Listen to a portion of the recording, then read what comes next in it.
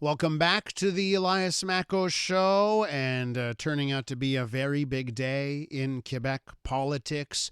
Now, multiple reports that Pablo Rodriguez will resign sometime this afternoon. Our colleagues at CTV News can confirm that, and it will bring some, but not all, some finality to this seemingly a month-long scandal after scandal for the Quebec Liberal Party.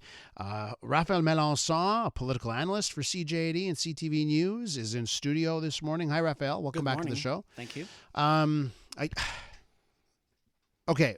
Writing was on the wall, right? Like you're not. That was the I want only... to ask an open-ended question here, but you're not surprised. No, that was the only possible outcome. The main question was about when is it going to finally happen, rather than is it going to happen actually. So, when you have so many people calling for your resignation publicly, former ministers, former MNAs, even people who supported you in your last leadership campaign, at some point the pressure grew so high on Pablo Rodriguez's back. At some point, you have to acknowledge that you no longer have the support of your party, no longer have the support of your caucus, because that's also what's at stake here.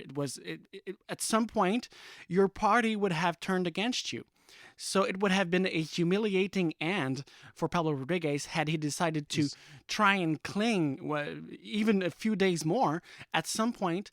And I think especially with the holidays coming up, in politics, you don't want to be the talk of the town during the holidays because people are gathering. There's Christmas parties all over the province. But isn't he the talk anyways? Whether now he's going to resign, everyone's still going to be talking about it. Oh, yes. And the bye-bye... The bye-bye on the 31st is going to be all about it, about it. So, of course, people will be remembered of what happened. And it's yet again, it's not over. It's just the beginning of something, because we still have inquiries going on. There's going to be an internal report at the Quebec Liberal Party in January. We don't know yet what UPAC is going to do with it. So I would say it's not the end of it for the Liberals in general. Is Pablo Rodriguez's fate, is it fair? Is what has happened to him fair? Well, I think we'll get to know that in the future. Right now, it's hard to tell because we don't have all the details. Is it fair or unfair? Politics in general is unfair to human beings. Sometimes it's not about facts, it's about perceptions. And so far, the past few weeks have shown us that the perception, or it has crystallized the impression that something was rotten within the Liberal Party, that things were not happening ethically. There was a lack of, clearly a lack of good practices within this party. A culture, I would say, a culture of, quote, fling-flang. And it's... Can you, okay, this is the one word that we learned in the last month. It's the word of the year. It's the word of the year.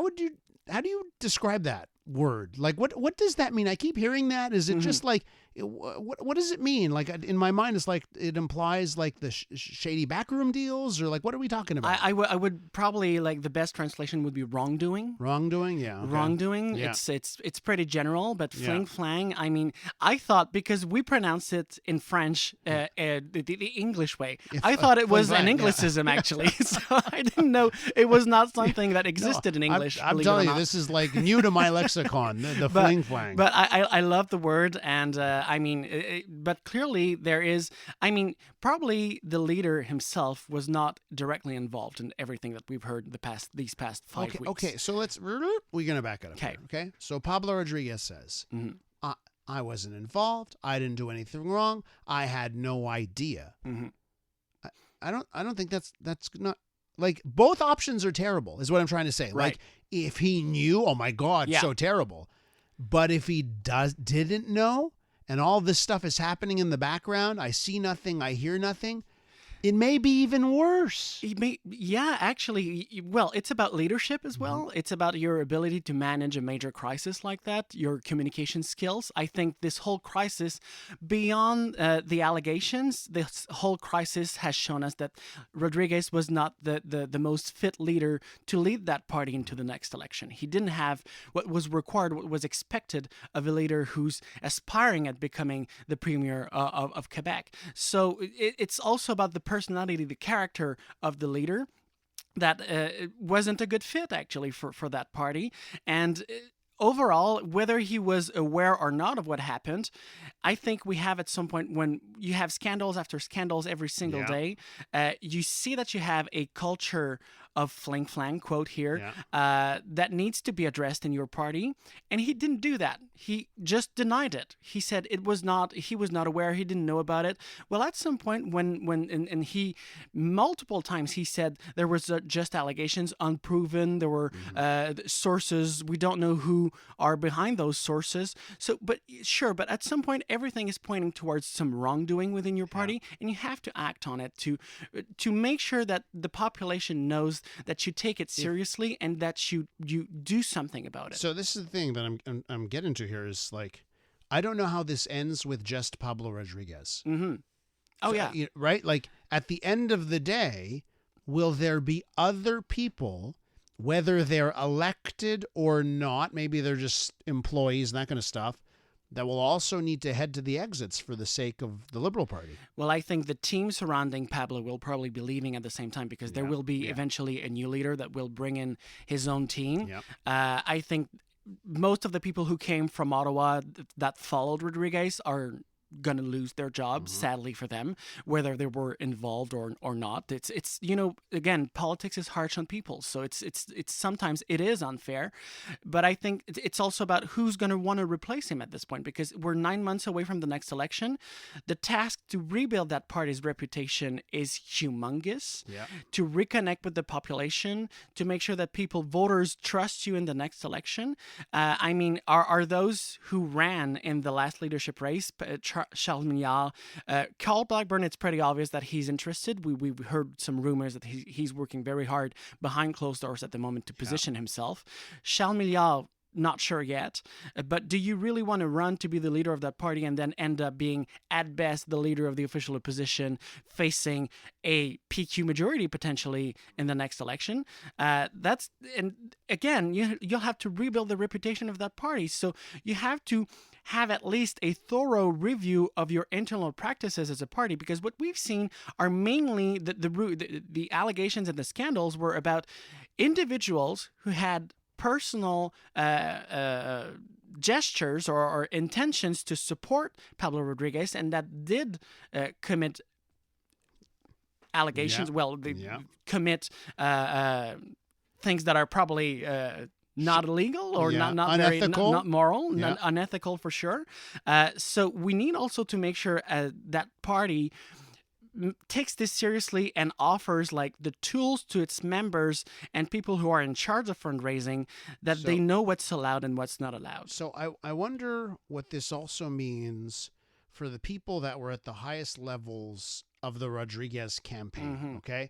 So you have those who endorsed him, right? And you have a lot of M&As, right? Absolutely. I'm looking at the endorsements. Here are the endorsements that Rodriguez got. Frédéric Beauchemin, Linda Caron, Brigitte Garceau, Greg Kelly, Sonia Lacoyan-Olivier, Desiree McGraw, Elizabeth Prass, Marwa Risky, Michelle Setlakwe, who was the campaign co-chair, and Mary Claude Nichols. Okay, those are the current M&As that ended up various times, right? Some at the start, some a little bit later on, but ended up endorsing Pablo Rodriguez. I wonder what are the questions that those M&As need to answer today. What an embarrassment it should be for them. What an embarrassment. It must be very uncomfortable today to know that your leader is leaving. And who knows? I mean, is it going to affect their will to run again in the next election? Because they're going to have a new leader. And they know that they're probably going to be sidelined. Even if that party gets back to power eventually, you'll probably remain on the backbenches forever because of what happened, because of your support to someone, and you being associated to someone who became toxic eventually. It's hard to imagine that Pablo Rodriguez, there won't be other people going down with him. It's just hard to imagine that it's one person, bye-bye, problem solved. Like, I mean, it's possible, but I'm it's hard to curious to see. know what's going to happen with Marwa Risky too. Is she eventually going to go back to the Liberal caucus before the next election? Because in the end, I think all of this, to me, I've always trusted Marwa Risky. You know, she's very ethical. She's always been known as a very ethical parliamentarian. She's a lawyer. She knew what she could and she couldn't do with the information she had in hand. And in the end, I think everything points to the fact that she was right to be careful and not to disclose any information publicly. Of course, we are keeping track of the developing story this morning, and that is Pablo Rodriguez is out. We are expecting the announcement to come from Pablo Rodriguez this afternoon. A press conference apparently called for 2 p.m. A meeting with the caucus at 2 p.m. and a press conference to follow shortly thereafter. Keep it locked to CJAD 800 as we find out the fate of Pablo Rodriguez. Raphaël Melançon is sticking around here with us, political analyst for CJAD and CTV Montreal. Pablo, I want to look forward here, and I want to look at Pablo, you called me Pablo. Oh, I called you. Hang on a second here. You've got great hair. You have great hair. Yeah, true. You have great hair, Raphaël. Raphaël, I want to ask you about what are they like? How do you're the Liberals? How do you run a leadership? How do you pick your next leader? Because I feel they need to do it. I joked this morning that they need to have every candidate live in transparent, in glass houses, and they have to be this has to be the most transparent process ever now because of this cloud that's over the party. Yeah, but at some point, you just had a leadership race just 6-7 months ago. Yeah. So are you going to go all over again, like do it all over again? There was a clear number 2 in this leadership race. It was Charles Milliard.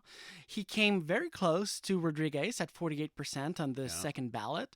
If I were the Liberals, I would be tempted just to reach out to him, say, hey, are you interested? Because we really need to have a new leader swiftly. I get what you're saying, but we're going to have a meeting, we're going to close the door, and then the M&As of the party are going to say, you know what, let's just ask Milliard. Yeah.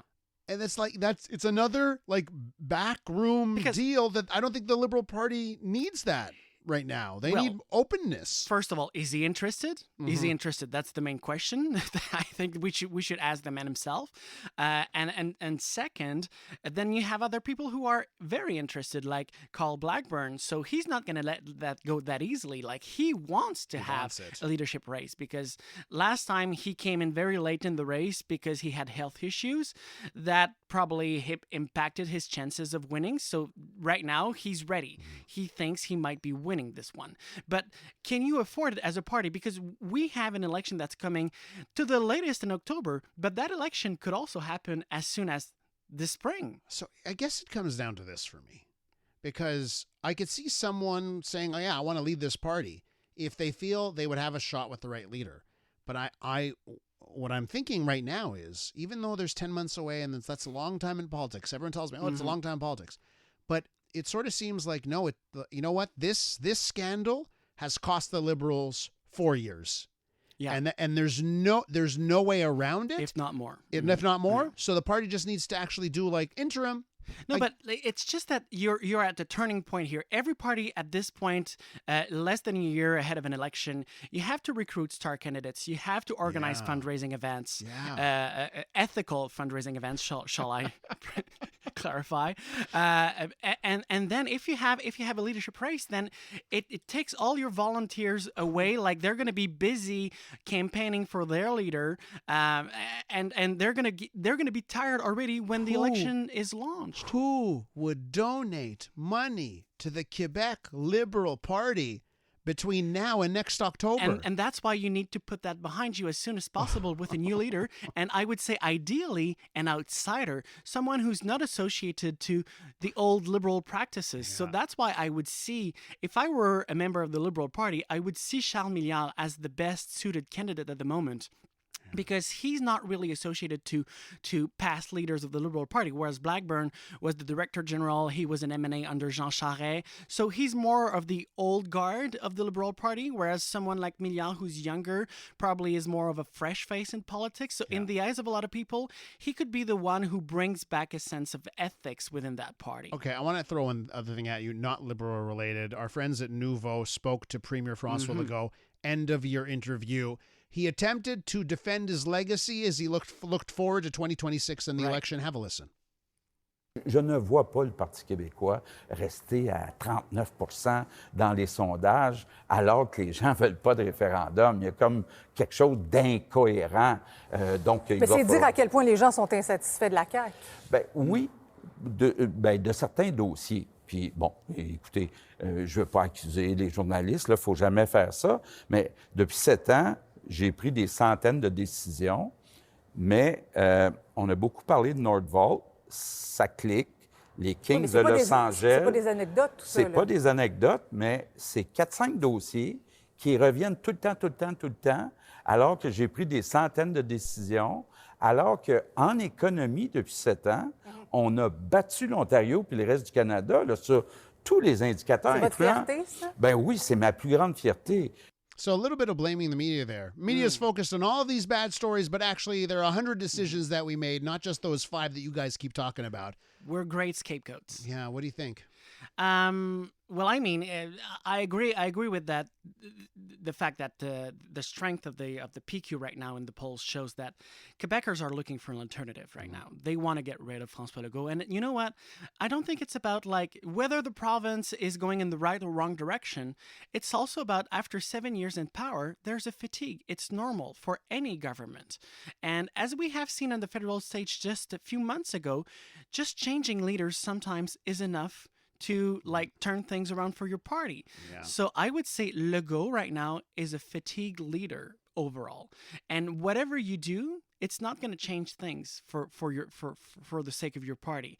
So the only right thing to do still today, to me, would be for François Legault to announce when he gets back from the holidays that he's going to be leaving the CQ's leadership, and they're going to have a leadership race so that they have a new leader in the spring leading that party into the next election. But doesn't seeing the chaos with the Liberals give him a reason to stick around? Well, had Pablo clinged as leader of the Liberal Party, that was his only chance maybe at picking up some momentum, because on one side, I agree, people don't want to have a referendum. So the more Paul Saint-Pierre Plamondon will keep talking about a referendum for 45 consecutive days in an election campaign, the less people are going to be tempted to vote for him, because it's one of his major commitments. He can't renounce that. He can't backtrack on this because he's going to lose his base. That's his whole, it's his raison d'etre. His base is really really focused on this, so he can't backtrack on this. Raphaël, thank you so much for coming in today. That's Raphaël Melançon with his take on the day's events. I'm Dylan Playfair. And I'm Tyler Smith. We're putting loneliness in the penalty box by talking to some of our favorite athletes about the importance of friendship. This is Bromance. Bromance is brought to you by Charm Diamond Centers, proudly Canadian-owned and operated. Charm has been part of your love stories and bromances for over 50 years. And you can find Bromance on the iHeartRadio network or wherever you get your podcasts.